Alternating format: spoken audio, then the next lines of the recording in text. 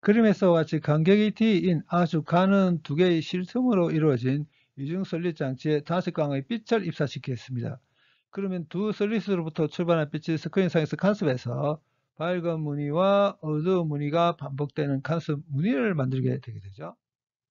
두 설립의 가운데를 수직하게 지나가는 선이 스크린과 만나는 스크린상의 이 위치에 S1과 S2에서 출발한 빛이 도달할 때 두 빛이 움직인 거리 차이 경로차가 없죠. 경로차가 없단 말은 S1과 S2에서 출발한 빛이 스크린상 이 위치에 도달할 때 도달하는 파동 모양이 같다는 걸 뜻합니다.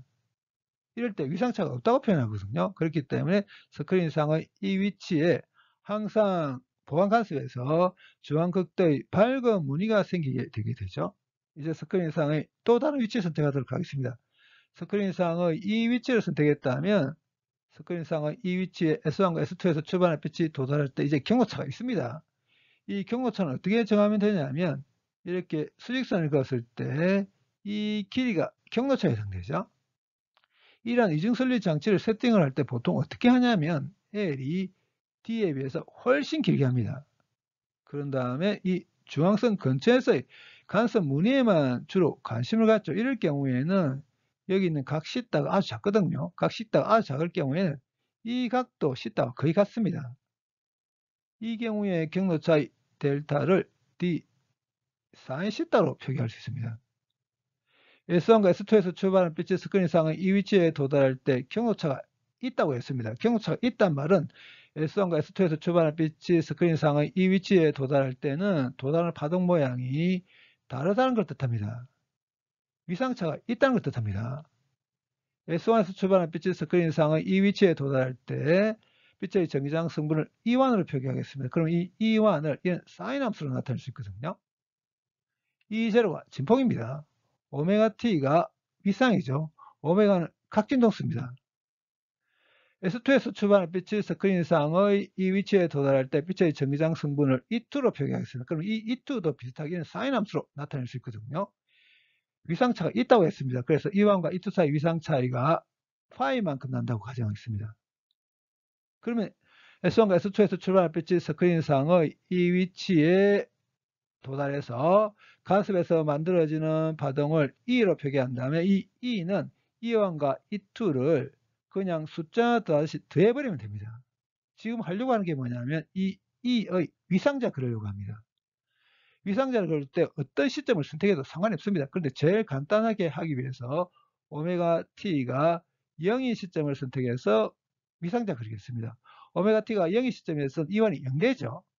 위상자를 그릴 때 y 성분에만 관심을 갖죠. 그러면 E1이 0일 때는 E1의 위상자를 어떻게 그리면 되냐면 길이가 E0의 벡터를 X축상 이렇게 그리면 됩니다. 오메가 t가 0의 시점에 E2는 E0 sin파입니다. 그러면 y 성분이 E0 sin파가 되기 위해서는 E2의 위상자는 이렇게 그려주면 됩니다.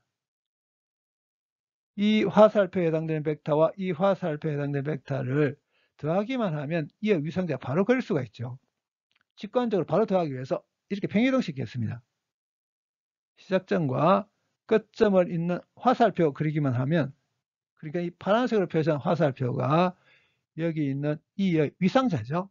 E의 위상자가 정해졌단 말은 E의 진폭이 정해졌다는 뜻입니다. 그래서 파란색으로 표시한 화살표의 길이를 ER이라고 했습니다. 이 길이가 E0고 이 길이도 E0로 같습니다. 그렇기 때문에 이 각과 이 각이 같겠죠. 감마라고 하겠습니다. 그럼 이 각이 파이라면 감마는 2분의 파이거든요. 이 화살표의 길이 ER은 이 길이의 2배죠. 그러면 이 길이는 E0 코사인 감마거든요. 그러면 길이 ER은 이렇게 2배 버리면 됩니다. 근데 감마가 2분의 파이라고 했기 때문에 ER을 이렇게 쓸 수 있습니다. 슬릿이 한 개만 있을 경우에 진폭이 E0입니다. 그리고 E의 진폭이 ER입니다. 파동의 세기는 진폭의 제곱에 비례하거든요. 슬릿이 한 개만 있을 경우에 파동의 세기를 I0로 그 다음에 E의 파동의 세기를 I로 표기하겠습니다. 파동의 세기는 진폭의 제곱에 비례한다고 했습니다. 그렇기 때문에 I0분의 I의 B는 E0 제곱분의 ER 제곱의 B와 같습니다. ER이 이렇게 되니까 대입하겠습니다. 그럼 이렇게 되게 됐고 여기서 E0 제곱 없애버리겠습니다. 그런 다음에 IJ를 여기 곱해버리게 되게 되면 스크린상에 만들어지는 간섭 무늬의 세기를 이런 위상차의 함수를 이렇게 쓸 수 있습니다. 위상차가 0일 때 이중설리스의 간섭 무늬의 세기가 최대입니다. 이중설리스의 간섭 무늬의 최대 세기는 단위 설리스 하나만 있을 경우에 세기의 2배가 아닙니다. 4배입니다. 경로차가 커지면 커질수록 위상차 커집니다. 그런데 경로차가 한 파장일 때 위상이 2파이 라디안만큼 변하거든요. 그래서 람다분의 2파이의 비는 경로차분의 위상차의 비와 같습니다. 그렇다면 여기서 위상차 파이를 이렇게 쓸 수 있겠죠.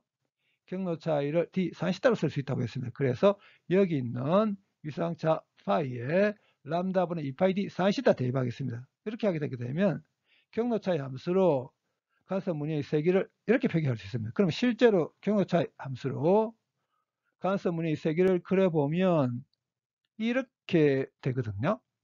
스크린상의 이 위치에서는 경로차가 0이죠. 경로차가 0인 스크린상의 위치에서는 중앙극대의 밝은 무늬가 생기게 되고 경로차가 한 파장, 파장의 2배, 파장의 3배가 되는 스크린상의 위치에서는 밝은 무늬가 생기게 되죠. 그리고 경로차가 2분의 람다, 2분의 3람다, 2분의 5람다인 스크린상의 위치에서는 어두운 극소 무늬가 생기게 되게 되죠.